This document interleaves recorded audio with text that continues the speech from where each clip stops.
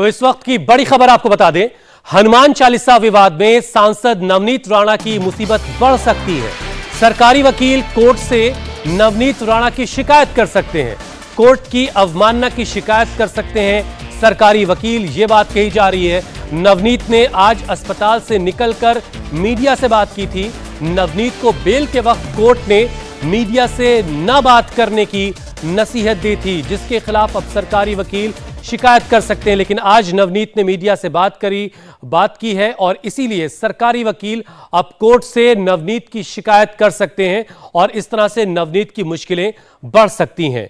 Bell में ये चीज जोड़ी थी अदालत ने कि मीडिया से बात नवनीत नहीं करेंगी और ये ऑर्डर है जिसमें ये बात लिखी गई है कि मीडिया से बातचीत नहीं करनी है। लेकिन आज अस्पताल से निकलते ही नवनीत राणा ने जो है मीडिया से बात की, मीडिया से वो मुखातिब हुई और उद्धव सरकार पर जमकर हमला बोला। इस मामले में एक और बड़ी खबर आ रही है। शिवसेना ने नवनीत राणा पर कार्रवाई की मांग की है। शिवसेना ने कहा है कि नवनीत ने कोर्ट की अवमानना की है, कोर्ट और पुलिस इस पर संज्ञान ले। आज का नवनीत राणा दंपति का बयान बहुत ही दुर्भाग्यपूर्ण है।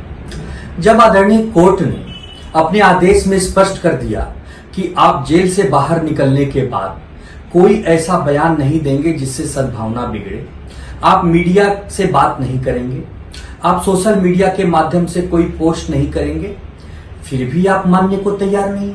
सारे नियम और कानून का उल्लंघन कर रहे हैं आप, कोर्ट का आदेश नहीं मान रहे हैं आप।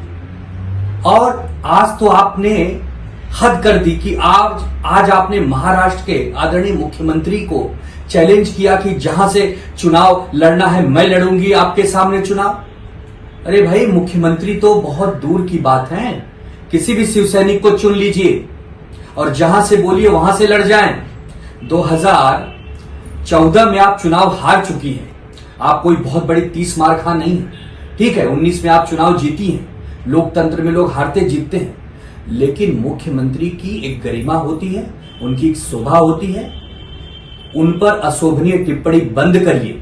मैं मुंबई पुलिस और आदरणीय हाई कोर्ट, आदरणीय कोर्ट का संज्ञान चाहूंगा कि आप इस मामले की जांच करें। एक और बड़ी खबर आपको बता दें, इंडिया टीवी से बातचीत में नवनीत राणा ने उद्धव ठाकरे पर बड़ा हमला बोला। नवनीत ने कहा कि शिवसेना की धरती हिल गई है, उद्धव ठाकरे हिंदुत्व का रास्ता छोड़ चुके हैं। नवनीत जी जो हनुमान चालीसा पढ़ने वालों को जेल भेजते हैं, वो अयोध्या में पोस्टर लगा रहे हैं। मुझे लगता है कि आज शिवसेना की ऐसी परिस्थिति आ गई है कि कौन असली और कौन नकली, ये बताने की जरूरत पड़ गई है। तो इसमें समझ जाना चाहिए कि उनकी धरती कितनी हिल गई है।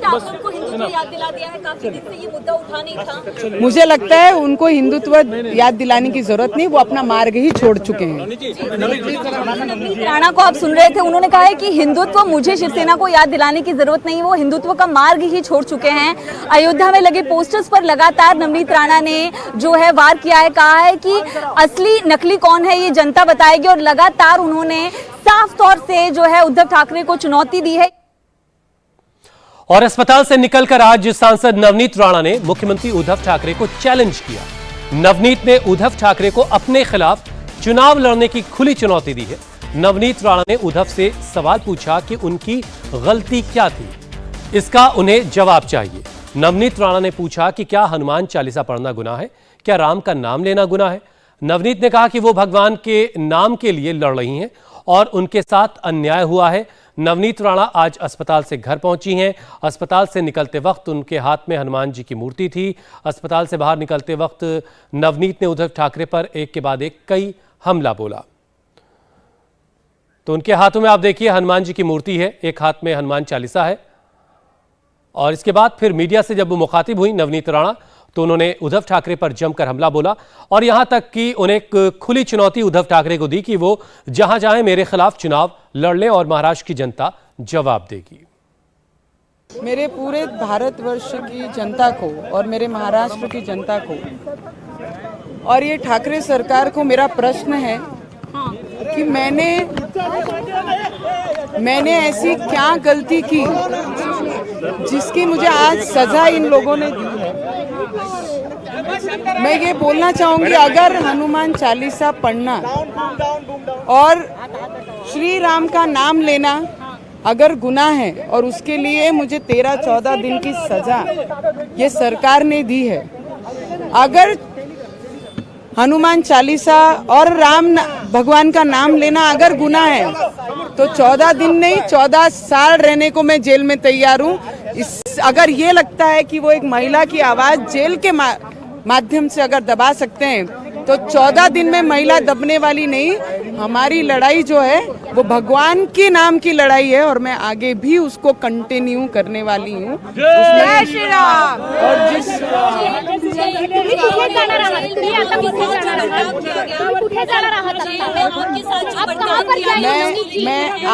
आपको मैं ये बताती हूँ कि जिस तरीके से मेरे पे जो कार्रवाई की पूरी जनता ने, वो सब क्रूर बुद्धि से जो भी कार्रवाई एक महिला लोक प्रतिनिधि पे और महाराष्ट्र की बेटी और बहू के ऊपर जो एक महिला के ऊपर इन्होंने कार्रवाई की है, तो उसके ऊपर सभी को अफसोस है और मुझे भी, मैं सभी को आराम से बोलने वाली हूँ। एक तो पहले मुझे जिस तरीके का जो ऑर्डर हमारे न्यायालय ने दिया है उसका मैं सम्मान करती हूँ, आदर करती हूँ, इसलिए उस पर्टिकुलर केस पे मैं कुछ बात नहीं करूंगी। पर जो मेरे पे अन्याय हुआ लॉकअप से लेकर जेल के प्रशासन से लेकर सभी जगहों पे, उसका मैं आप लोगों को डिटेल में बात करूंगी। एक और बड़ी खबर इस वक्त की आपको बता दें, सांसद नवनीत राणा के पति रवि राणा ने उद्धव पर जोरदार अटैक बोला है। रवि राणा ने कहा कि उद्धव को राम भक्त जवाब देंगे, वो घर में बैठकर राजनीति कर रहे हैं। रवि राणा ने कहा कि उन्हें 14 साल भी जेल में रखा जाए तब भी उन्हें कोई परवाह नहीं है। रवि जी, उद्धव ठाकरे को चैलेंज दिया है, उद्धव ठाकरे को चैलेंज देना कितना मुश्किल हो सकता है? जो उद्धव ठाकरे जी ने जिस तरह से इस महाराष्ट्र को डुबाने का काम किया है, इस महाराष्ट्र की जनता उनको सबक सिखाएंगी। हम महाराष्ट्र के सुपुत्र हैं, किसान है, बेरोजगार मजदूर है, लोड शेडिंग है, महाराष्ट्र में औद्योगिक धंधे नहीं है, बड़े पैमाने में यहाँ पे महाराष्ट्र की जनता त्रस्त है।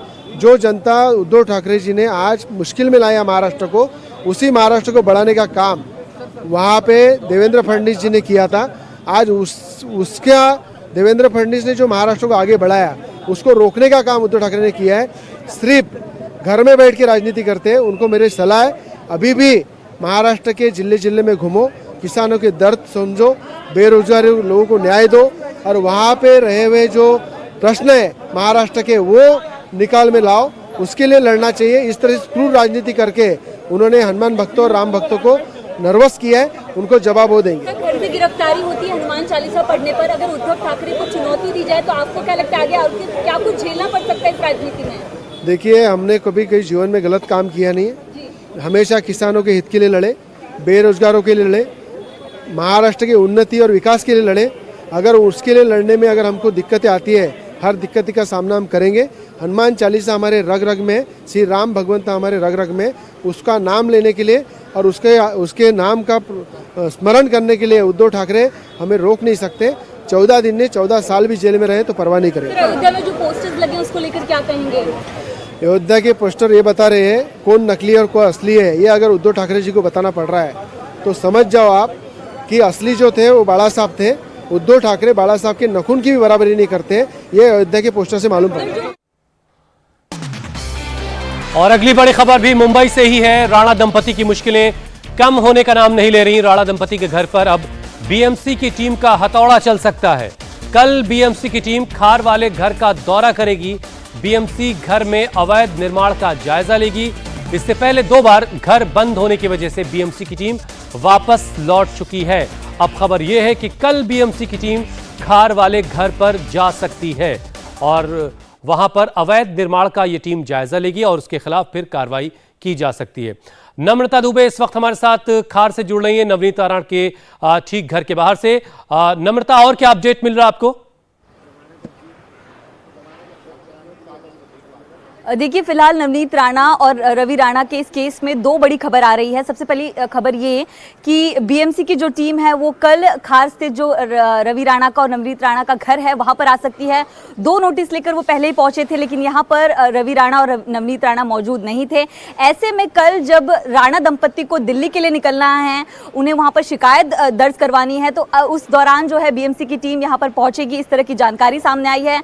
दूसरी खबर ये कि जिस तरह आज नवनीत राणा ने मीडिया से बात करके अपना ओपिनियन दिया है कि किस तरह उनके साथ जेल प्रशासन ने लापरवाही की, कैसे उनके साथ उनकी गिरफ्तारी हुई, उसको लेकर कंटेम्प्ट ऑफ कोर्ट का जो केस है, जो मामला है, वो पब्लिक प्रोसिक्यूटर जो है कल मुंबई कोर्ट में जो है सामने रखेंगे। ऐसे में एप्लीकेशन देंगे कि इनकी जो बेल है वो रद्द की जाए। तो ये 2 बड़ी चीजें जो हैं वो सामने आ रही है और दोनों तरफ से राणा दंपत्ति के लिए मुश्किलें हो सकती हैं, क्योंकि बेल की कंडीशंस पे लिखा गया है कि आपको मीडिया से बिल्कुल बात नहीं करनी है। ऐसे में इसको मुद्दा बनाकर अब कल जो है पब्लिक प्रोसिक्यूटर कोर्ट में दलील देंगे कि ये जो कंडीशन है उसका वॉयलेशन किया गया है और इसको लेकर इनकी जो बेल एप्लीकेशन है, बेल जो है उसको कैंसिल किया जाए। ये मुद्दा बड़ा रखा जाएगा। और दूसरा, जैसे उन्हें दिल्ली के लिए निकलना है, दोपहर का वक्त दिया गया है, उसी दौरान बीएमसी की टीम भी राणा दंपत्ति के खार के घर पर आ सकती है और यहाँ पर अवैध निर्माण का जो नोटिस है वो 2 नोटिस पहले उन्होंने दे दिया है, अब तीसरा नोटिस लेकर आएगी। और बल्कि शिवसेना के कार्यकर्ताओं की तरफ से बाकायदा स्वतः संज्ञान लेने की बात भी कही जा रही है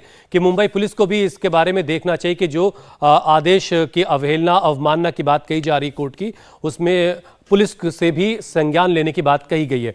बहुत बहुत शुक्रिया नम्रता हमारे साथ जुड़ने के लिए।